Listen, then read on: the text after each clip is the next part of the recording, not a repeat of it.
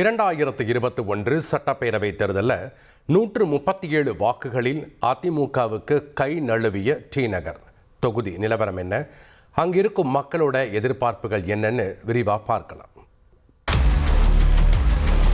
மக்களே, உங்க தொகுதி பத்தி கொஞ்சம் தெரிஞ்சுக்கோங்க. தியாகராய நகர் சட்டப்பேரவை தொகுதி சென்னை மாநகராட்சி பகுதிகளை உள்ளடக்கிய டி நகர் தொகுதி நகரோட முக்கிய வணிக பகுதியாவே இருக்கு.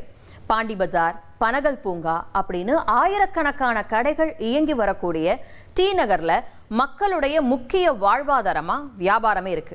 தேர்தல் ஆணையம் வெளியிட்ட இறுதி வாக்காளர் பட்டியல்ல இந்த தொகுதியில 74,682 ஆண் வாக்காளர்கள், 80,228 பெண் வாக்காளர்கள், 33 மூன்றாம் பாலின வாக்காளர்கள் அப்படின்னு மொத்தம் 1,54,943 வாக்காளர்கள் இருக்கிறதா தெரிவிக்கப்பட்டிருக்கு. இந்த தொகுதி வரலாற்றுல இதுவரைக்கும் நடந்த தேர்தல்கள்ல அதிகபட்சமா திமுக 5 முறை ஜெயிச்சிருக்கு. அதுக்கப்புறம் காங்கிரஸ், அதிமுக தலா 4 முறையும், தமிழரசு கழகம் மற்றும் தமாக தலா 1 முறையும் தொகுதியில வெற்றி பெற்றிருக்காங்க. மொழிவாரி மாநிலங்கள் பிரிக்கப்பட்ட போது திருத்தணிய தமிழகத்தோடு இணைச்சதுல பெரும் பங்கு வகித்த பொ. சிவஞானம் 1967 தேர்தலில் போட்டியிட்டு ஜெயிச்சிருக்காரு.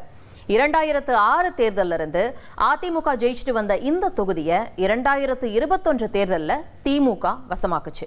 2021 தேர்தலில் அதிமுக சிட்டிங் எம்எல்ஏவா இருந்த சத்யநாராயணன் அப்படிங்கிற டி நகர் சத்யாவை தொகுதியில மீண்டும் களமிறக்குச்சு.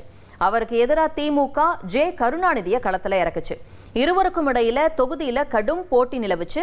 இறுதியில 56,035 வாக்குகளை வாங்கின கருணாநிதி வெற்றியை வசமாக்கினார்.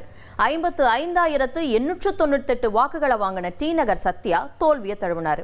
வெறும் 137 வாக்குகள் வித்தியாசத்துல தோல்வியை தழுவின டி நகர் சத்யா தொகுதியையும் நழுவ விட்டாரு.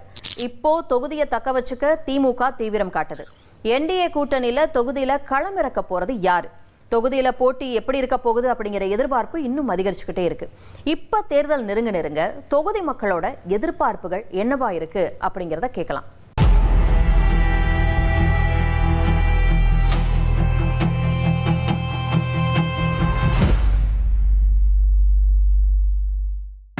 டிராஃபிக் கன்செஷன் டி நகரில் அதான் பெரிய ப்ராப்ளம்.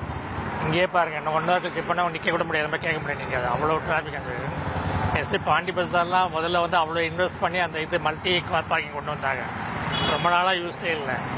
இப்போ கொஞ்ச நாளாக யூஸில் இருக்குது. அதுவும் என்ன சொல்கிறா, பெரிய கார் ஏற முடியும். இப்போ நீங்கள் போய் பார்த்தீங்கன்னா பெரிய கார்லாம் ஏற முடியும். இப்போ காரை கொண்டு போனால் ஏற்ற முடியாது. லிஃப்ட் வெயிட் தாங்க, சின்ன கார் தான் கொண்டு பண்ணுறாங்க. 2 பக்கமும் ஜாமு, டிராஃபிக் ஹெவியாக இருக்குது. தண்ணி தேங்குது. இப்போ கொஞ்ச நாள் பரவாயில்ல. ரொம்ப அதிகமாக மழை பெஞ்சால் தண்ணி தேங்குது. மோட்டர் வச்சு தான் அரைக்கிறாங்க. ஸ்கூல்லாம் ரொம்ப ஒரே டிராஃபிக். எல்லா பக்கமும் கவர்மெண்ட் ஸ்கூலு எல்லாமே, தனியார் ஸ்கூல் தான் நிறைய இருக்குது. கவர்மெண்ட் ஸ்கூலில் இருந்தால் நல்லாயிருக்கும். இப்போ பொது கழிப்பிடம்னு சொல்கிற மாதிரி எதுவுமே இல்லை.